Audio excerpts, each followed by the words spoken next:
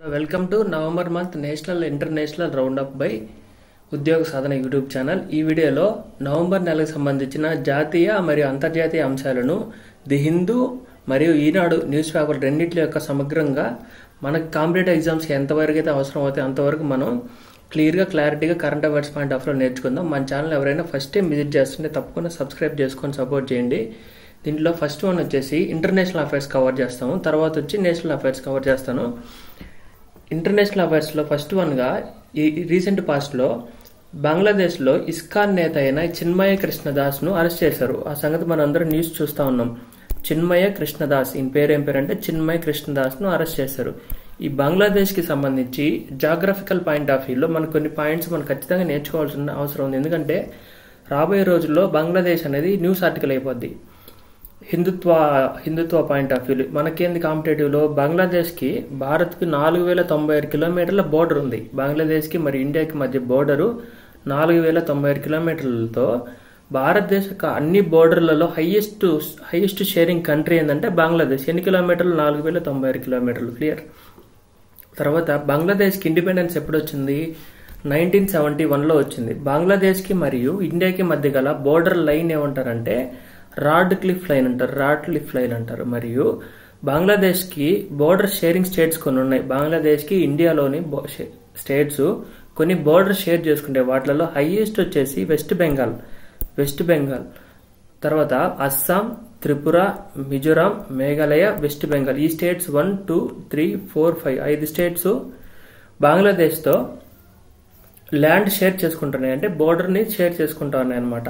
త్రిపుర అనేది బంగ్లాదేశ్కి 3 వైపులా ఉంటుంది. బంగ్లాదేశ్ త్రిపురకి 3 వైపులా షేర్ చేసుకుంటుంది కాబట్టి త్రిపుర అంటారు.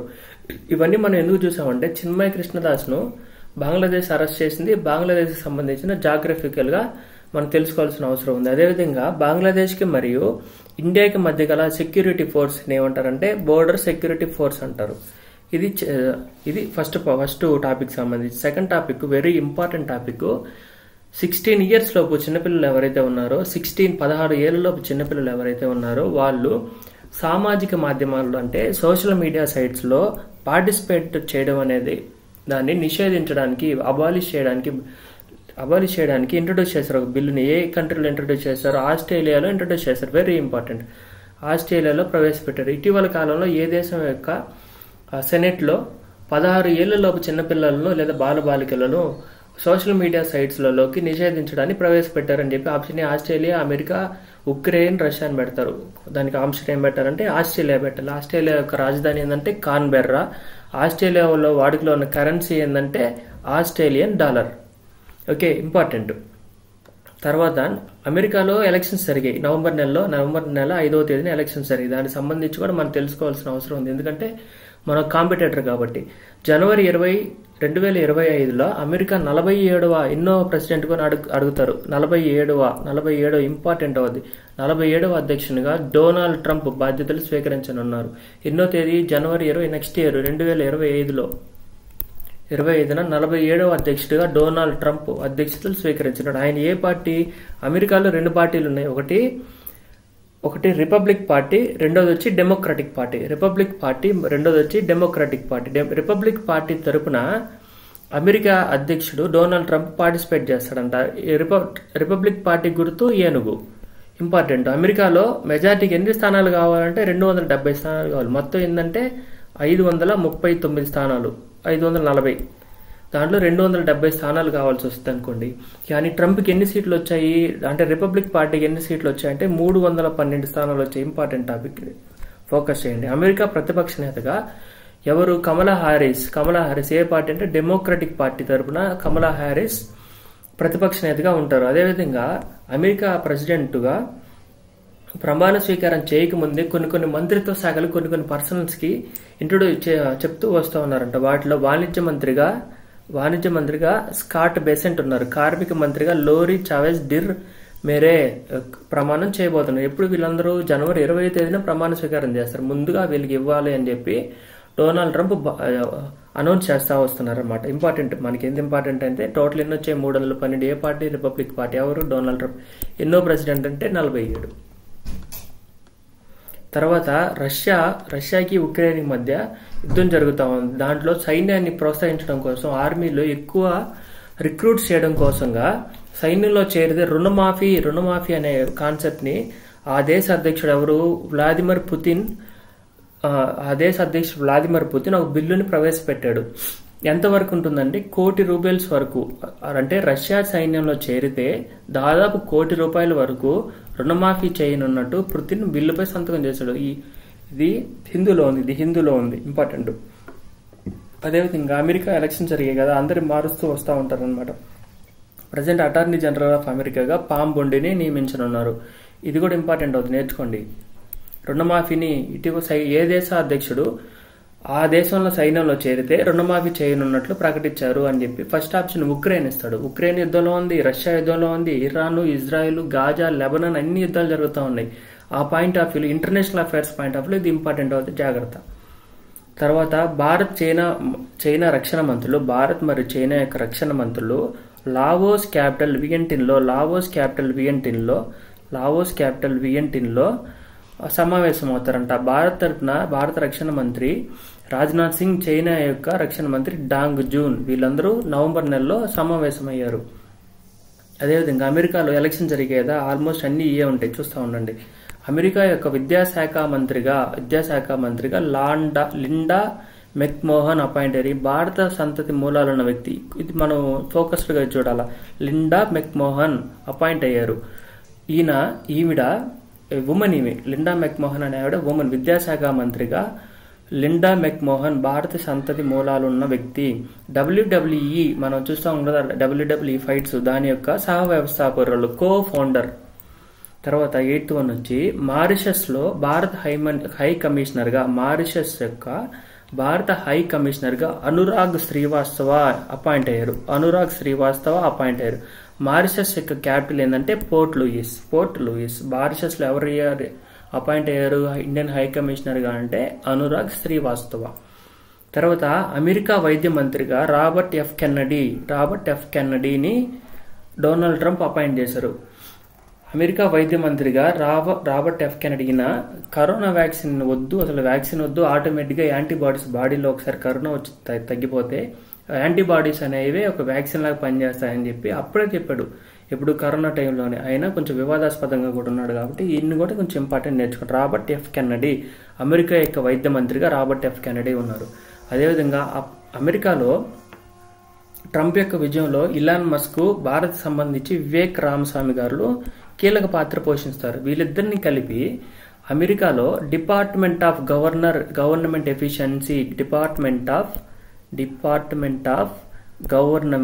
ఎఫిషియన్సీ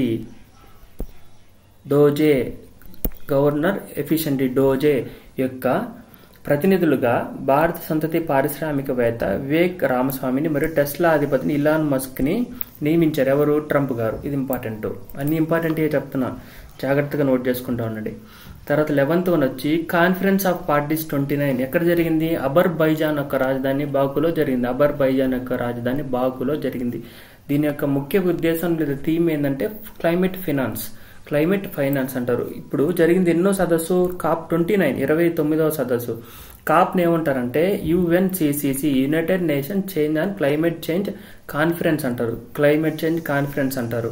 ఇది నెక్స్ట్ ఇయర్ అంటే COP 30 ఎక్కడ జరుగుతుందంటే బ్రెజిల్లోని బెలెంలో జరుగుతూ ఉంది.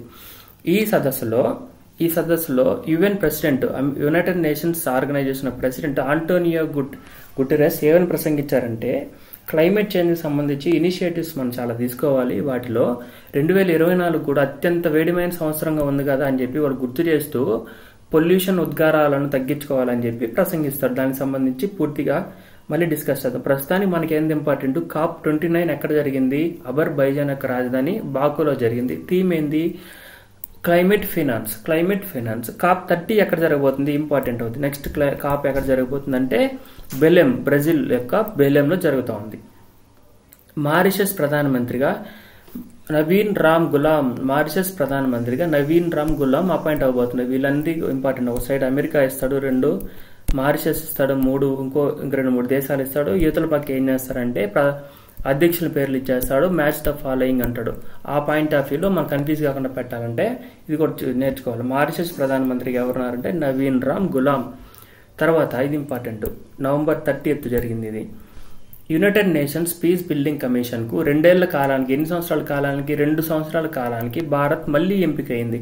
ఎందుకని ఇచ్చారంటే ప్రపంచ శాంతి మరియు సుస్థిరత కోసం భారత్ పాటుపడుతున్నందున భారత్కి అవకాశం దక్కింది. ఇది 2వ సారి దక్కడం. ఎప్పటి నుంచి ఉంటుందంటే 2 years, నెక్స్ట్ అప్కమింగ్ 2 years ఉంటుంది. దేనికి? United nations piece building commission. United nations piece building commission కు భారత్ ఇటీవల ఎన్ని సంవత్సరాల కాలానికి ఎన్నికైందంటే 2 సంవత్సరాల కాలానికి ఎంపికైంది. అదేవిధంగా 14th one చూస్తే ఫుడ్ పాయిజన్ మీద దక్షిణాఫ్రికా నేషనల్ ఎమర్జెన్సీని ప్రకటించింది. ఫుడ్ పాయిజన్ మీద ఇది UN కాదు ప్రకటించింది, అంటే WHO కాదు ప్రకటించింది, దక్షిణాఫ్రికా ఇంటర్ గవర్నమెంట్ ప్రకటించింది అనమాట.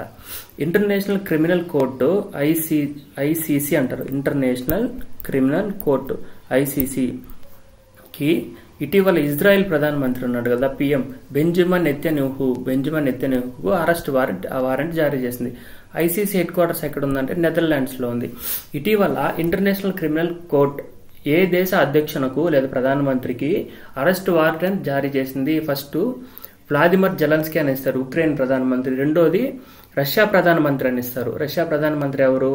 Vladimir Putin. మూడో ఆప్షన్ వచ్చి ఇజ్రాయెల్ ప్రధానమంత్రి బెంజమిన్ నెతన్యాహు అని ఇస్తారు. 4వ ప్రధానమంత్రి వచ్చి బంగ్లాదేశ్ ప్రధానమంత్రి ఇస్తారు. మనం ఏం చేస్తాము?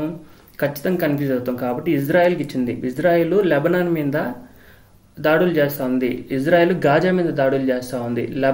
లెబనాన్ లో హమాస్ అనే దళం ఉంది. దానికి వ్యతిరేకంగా ఈయన దాడులు చేసి విపరీతమైన నరమేధానికి ఈయన కారకుడాడు. ఎవరు? Benjamin Netanyahu. ఈ స్టోరీ అంతా మీకు ఎందుకు చెప్పానంటే ఈయన మీరు కన్ఫ్యూజ్ అవ్వకుండా పెట్టాలి. ఎవరు? బెంజమిన్ నెతన్యాహు, ఇజ్రాయెల్ యొక్క ప్రధానమంత్రి.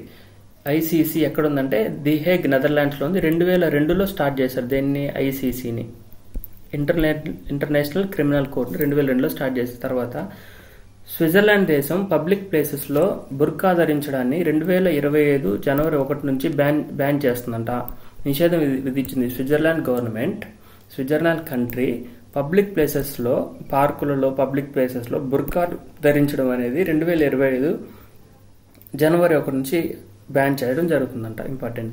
WHO మలేరియా రహితంగా, WHO ఏ అనౌన్స్మెంట్స్ ఇచ్చినా ఇంపార్టెంట్ అవుతాయి మనకి. WHO మలేరియా రహిత దేశంగా లేదా మలేరియా విముక్త దేశంగా ఇటీవల ఈజిప్ట్ని ప్రకటించింది.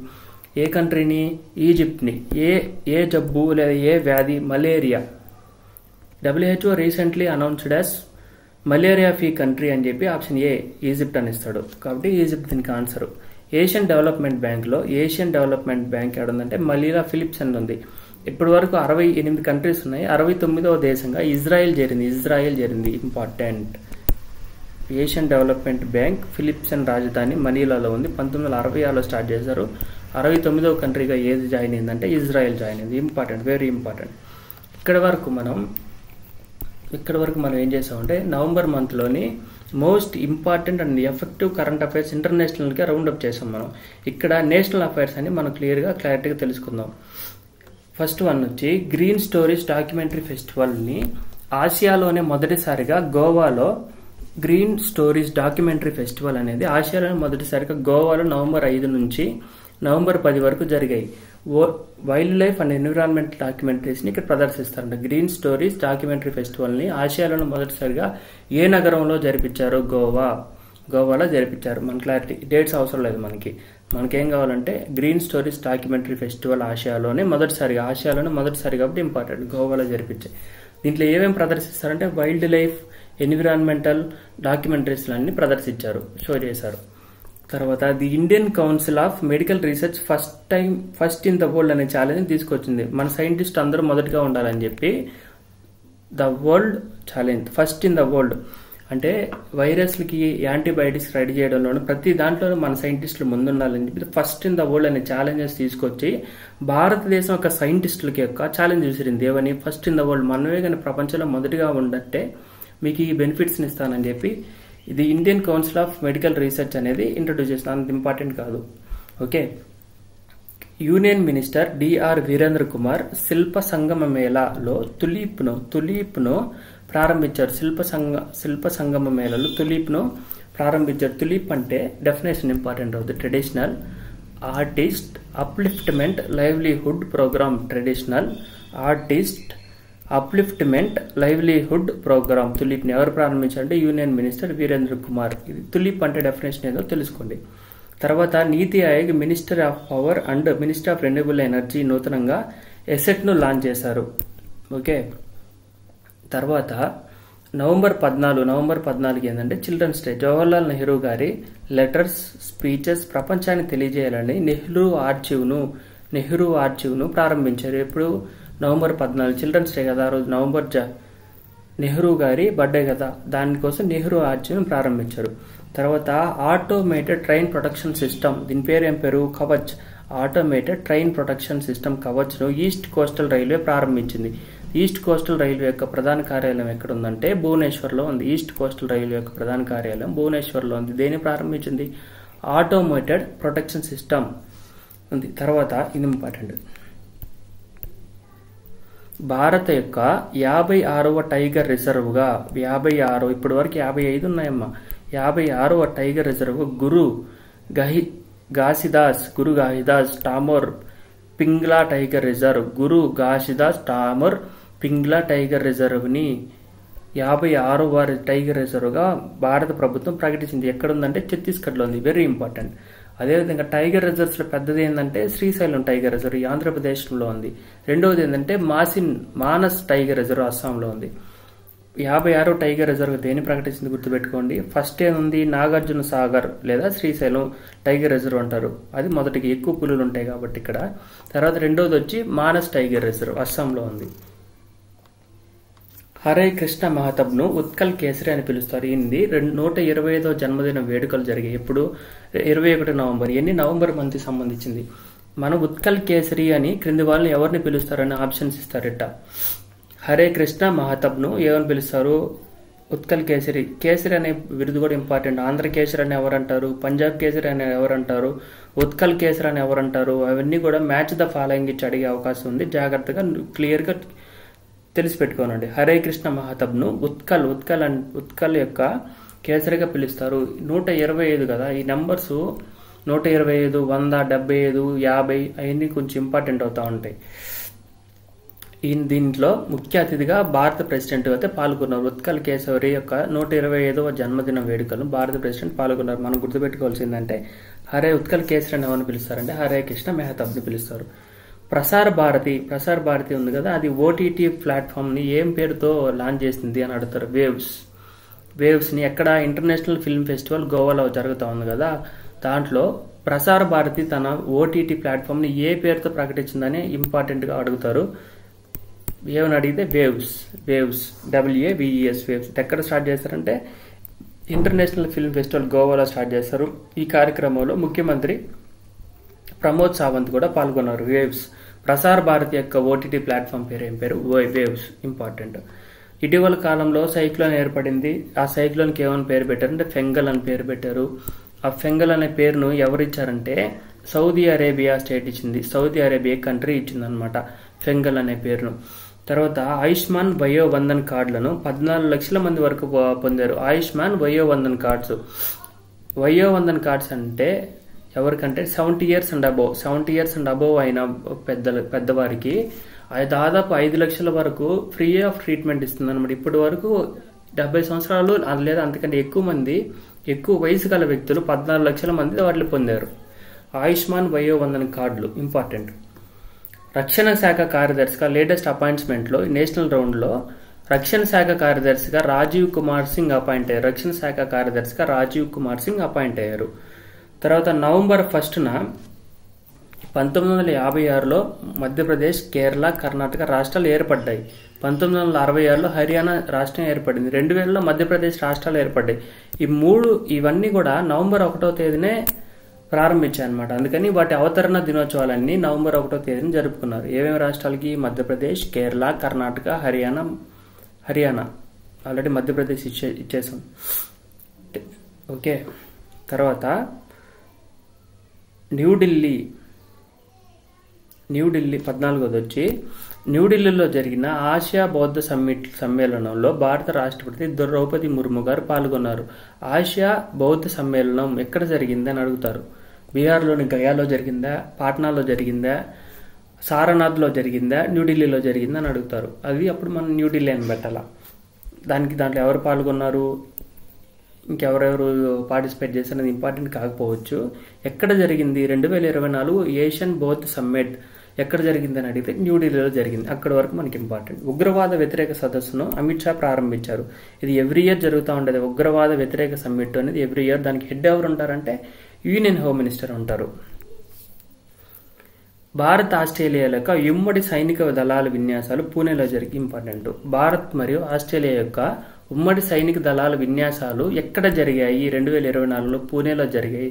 దాన్ని ఏమని పేరుతో పిలుస్తారంటే ఆస్ట్రా హింద్. దాంట్లోనే ఉంది ఏయుఎస్ ఆస్ట్రేలియా హింద్, HIND అంటే హిందుస్థాన్. ఆస్ట్రేలియా మరియు హిందుస్థాన్లో. ఓకే, ఎక్కడ జరిగే ఇంపార్టెంట్, పూణేలో జరిగింది. ఆస్ట్రా హింద్ అంటే మనం ఫైండ్ అవుట్ చేసేస్తాం. ఆస్ట్రేలియా హింద్ దాంట్లో ఉంది కాబట్టి ఎక్కడ జరిగిందంటే పూణేలో జరిగింది. ఇది ఎందుకంటే పట్టణ ప్రాంతాలలో ఇటీవల జరుగుతున్న ఉగ్రవాద దాడులు, అణుదాడులను ఉమ్మడిగా ఎదుర్కొనే కార్యక్రమంలో భాగంగా ఈ విన్యాసాలు జరుగుతాయి. ఇది కొంచెం ఇంపార్టెంట్ చూడండి. నెక్స్ట్ వచ్చేసి నవంబర్ 10న chief justice of India DY Chandrachud garu పదవి విరమణ చేస్తారు. ఈయన ఎన్నో chief justice 15th DY Chandrachud పదవి విరమణ చేస్తారు. 51గా ఎవరు అపాయింట్ అవుతారంటే ఈయన ఆల్రెడీ అపాయింట్ అయ్యారు నవంబర్ మంత్ సంబంధించి కాబట్టి మనం నేర్చుకుంటాం. Sanjiv Khanna present chief justice of India ఎవరంటే సంజీవ్ ఖన్నా. ఈయన ఎన్నో నెంబరు అనేది ఇంపార్టెంట్ అవుద్ది. 51వ నెంబరు. 50వ వ్యక్తి ఎవరంటే DY చంద్రచూడ్. ఓకే, తొలి మహిళా పూర్తి స్థాయి రిజర్వ్ బెటాలియన్ ఏ దళం, CRPF, CISF, BSF, Indo Tibetan border force అని అడుగుతారు. ఏంది, సెంట్రల్ ఇండస్ట్రియల్ సెక్యూరిటీ ఫోర్స్ ను సెంట్రల్ గవర్నమెంట్ అనేది మంజూరు చేసింది. వీరిని ఎక్కడెక్కడ యూజ్ చేస్తారంటే విమానాశ్రయాలు, మెట్రోలకు రక్షణగా ఉపయోగించిన దాదాపు 1000 మంది పైగా మహిళలు పూర్తిగా ఈ బెటాలియన్లో ఉన్నారు. ఎంతమంది, 1000 మందికి పైగా బెటాలియన్లు ఉన్నారు. వీళ్ళందరినీ ఎక్కడెక్కడ యూజ్ చేసుకుంటారంటే విమానాశ్రయాలు, మెట్రోలు మొదలగు ప్రభుత్వ ప్రదేశాలలో ఈ దళాలను యూజ్ చేస్తారు. ఏ దళానికి వచ్చిందంటే CISF ఇంపార్టెంట్ అవుద్ది. పూర్తి మహిళా బెటాలియన్ ఇటీవల ఏ దళానికి అందించారు అంటే సెంట్రల్ ఇండస్ట్రియల్ సెక్యూరిటీ ఫోర్స్కి అందించారు అనమాట. తర్వాత సుప్రీంకోర్టు న్యాయ సేవల కమిటీ చైర్మన్గా జస్టిస్ సూర్యకాంత్ను నామినేట్ చేశారు. సుప్రీంకోర్టు న్యాయ సేవల యొక్క కమిటీ చైర్మన్గా justice Sanjiv Khanna 51st already మనం డిస్కస్ చేసాం. 51st చీఫ్ జస్టిస్ ఆఫ్ ఇండియాగా ఈయన ఏం చేశారంటే న్యాయ సేవల కమిటీ చైర్మన్గా జస్టిస్ సూర్యకాంత్ను అపాయింట్ చేశారు.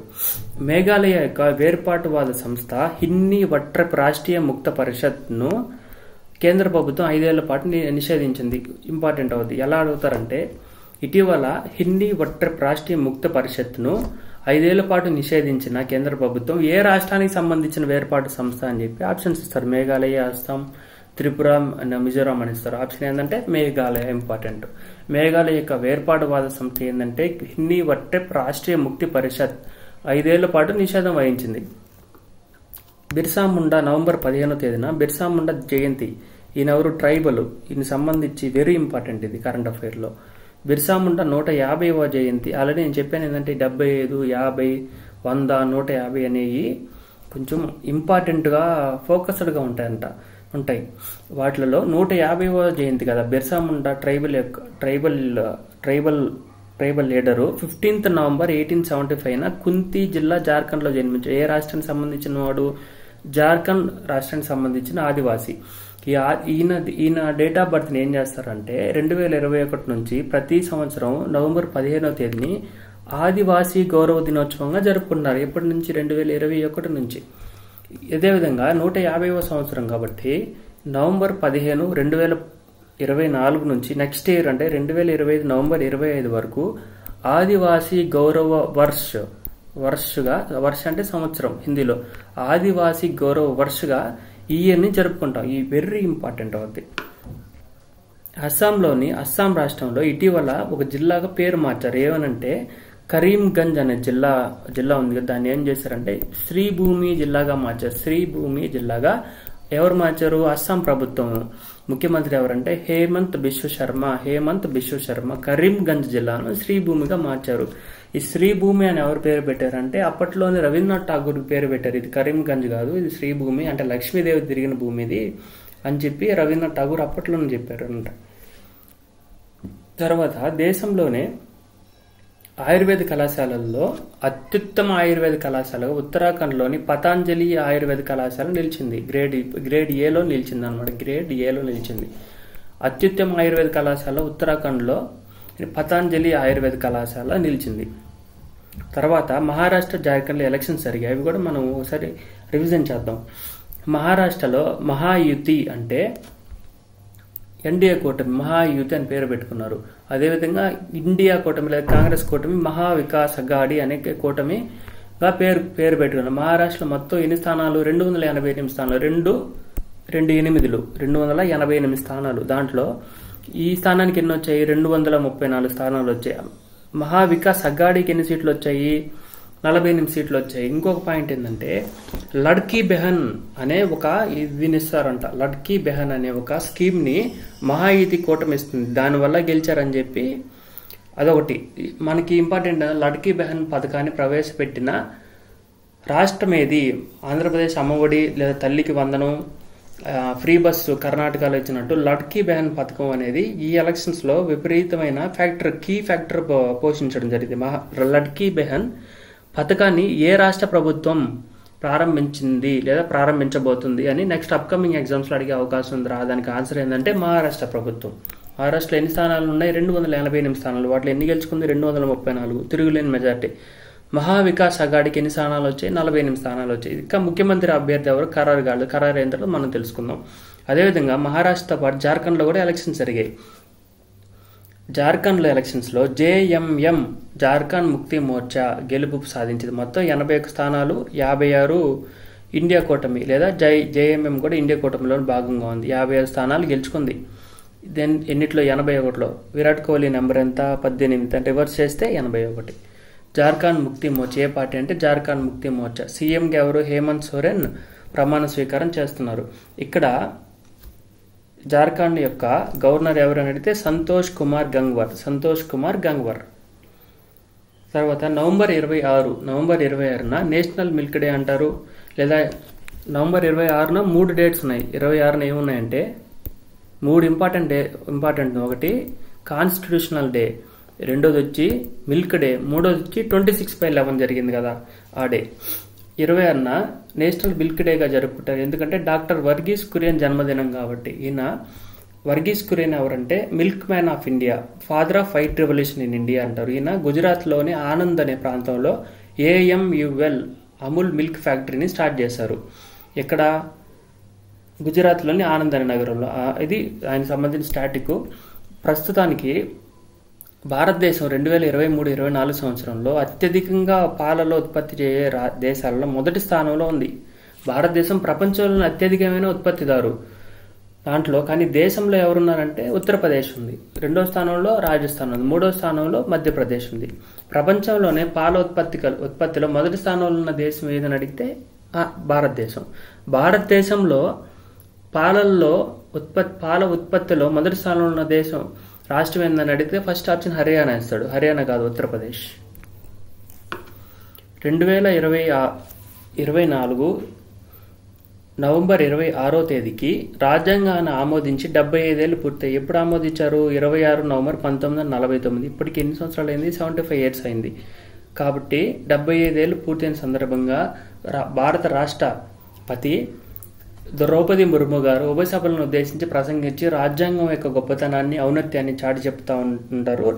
రాబోయే సంవత్సరం మొత్తం కాన్స్టిట్యూషన్ సంబంధించి విరివిరిగా ప్రోగ్రామ్స్ అనేవి జరుగుతూ ఉంటాయని చెప్పి మేడం చెప్పారంట. ఎక్కడ? పార్లమెంట్లో చెప్పారు. అదేవిధంగా కాన్స్టిట్యూషన్ డే అనేది 26/11 నవంబర్ 20 జరుపుకుంటామని చెప్పాం కదా. దాన్ని ఎప్పటి నుంచి జరుపుకుంటారంటే 2015 నుంచి జరుపుకుంటాం. ఇవన్నీ major important and current affairs relating to national international round for November 2024. Next upcoming వీడియోస్లో స్టేట్ లెవెల్లోనూ ఎకానమీ, సైన్స్ అండ్ టెక్నాలజీ, వార్తల్లోని వ్యక్తులు, ప్రదేశాలు మొదలు సంబంధించి వీడియోస్ అనేవి చూద్దాం. Thank you. లైక్ చేయండి. ఎవరైనా ఇంపార్టెంట్ ఎగ్జామ్స్ ప్రిపేర్ అవుతూ ఉంటే వాళ్ళకి ఈ వీడియోని తప్పకుండా షేర్ చేయండి. Thank you very much.